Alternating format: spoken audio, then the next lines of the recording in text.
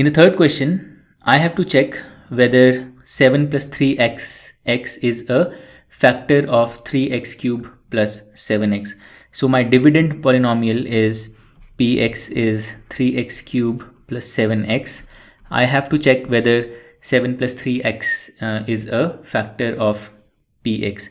So I can use either the remainder theorem and find the remainder and check if it is 0, or I can use the factor theorem and find whether the 0 of 7 plus 3x when substituted into px gives me 0 or not. By the way, the factor theorem is a special case of the remainder theorem, so it's not really a new theorem, and I talk about it extensively when I cover the concept of the remainder theorem and the factor theorem. So make sure that you understand this well. So here what I have to do is I have the divisor polynomial or the polynomial which I'm testing as a factor. So that's 7 plus 3x. The 0 of this polynomial is, if I equate this to 0, I will get 3x equal to minus 7 or x equal to minus 7 by 3. So what I have to test is what is the value of p of minus 7 by 3.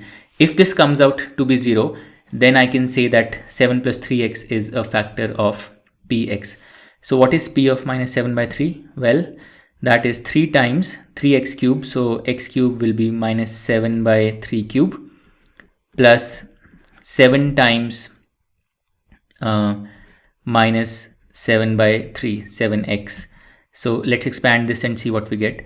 So 7 cube is 343 and 3 cube is 27, and I have a minus sign here and this factor of 3. So 3 times minus 343 by 27, and then the second term is 7 times minus 7, so that's minus 49 by 3.